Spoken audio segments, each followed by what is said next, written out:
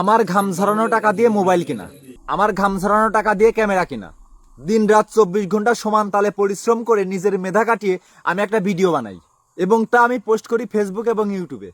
এইগুলো করার জন্য আমাকে কেউ একটা টাকা দেয়নি।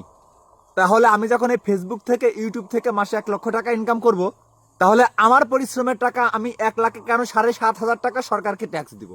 সরকারকে আমাকে ক্যামেরা কিনে দিয়েছে, সরকারকে আমাকে একটা ফোন কিনে দিয়েছে, সরকারকে আমার সিম কিনে দিয়েছে, সরকারকে আমার 1 মাসের এমবি ভরে দেয়, নাকি সরকার কোনো প্রকার আমার টাকা পয়সা অর্থ সম্পদ দিয়ে আমাকে সাহায্য করে যে তুমি এটা করো?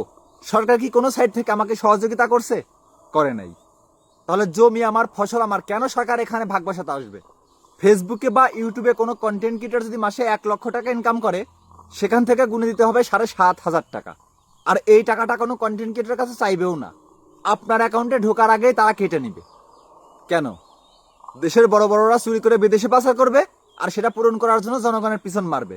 আরে ভাই, আমি পরিশ্রম করে একটা ভিডিও তৈরি করি, সব কিছুই আমার, তবুও সরকারকে দিতে হবে ট্যাক্স। আগে তো কোনো কিছুরই ট্যাক্স দিতে হতো না, এখন সব কিছুর নিয়ম জারি হচ্ছে। একটা মোটর গাড়ি যদি রাস্তায় চলে আর ওই মোটর গাড়ি যদি 111 থেকে 25 পর্যন্ত সিসি থাকে, তাহলে তার জন্য 2,000 টাকা কর দিতে হবে প্রতি বছরে। যদি 126 থেকে 165 সিসি হয়, তাহলে তার দিতে হবে 5,000 টাকা। আর যদি 65+ হয়, তাহলে তার দিতে হবে 10,000 টাকা। মোটর সাইকেল থেকে নিবে, আয়ের উৎস থেকে নিবে, ঘর বাড়ি থেকে নিবে, জমি জায়গা থেকে নিবে, সব জায়গা থেকেই নিবে।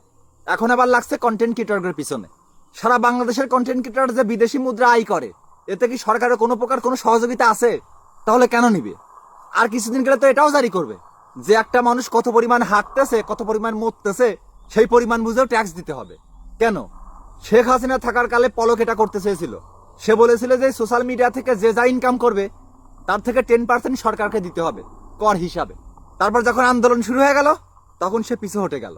তাই যা করেন, আপনি এই সিদ্ধান্ত নিয়েন না, তাহলে কিন্তু সারা বাংলাদেশের লোক আবার রাস্তায় নামবে, একটা বিভ্রান্তি সৃষ্টি হবে।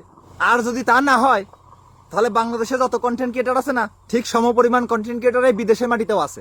আর তখন সমস্ত কন্টেন্ট ক্রিয়েটর মিলে ওই ফেসবুকে ইউটিউবে বাংলাদেশের অ্যাকাউন্ট না দিয়ে এই বিদেশের অ্যাকাউন্ট দিবে। সেখানে 7,500 টাকা পাওয়া তো দূরের কথা, বরং ওই সরকারকেই 2,500 টাকা করে লাভ দিতে হবে। ঘাম ঝরাবো আমরা, ক্যামেরা কিনবো আমার টাকায়, সবকিছু আমার টাকায়, আর সরকার ফয়দা তুলবে।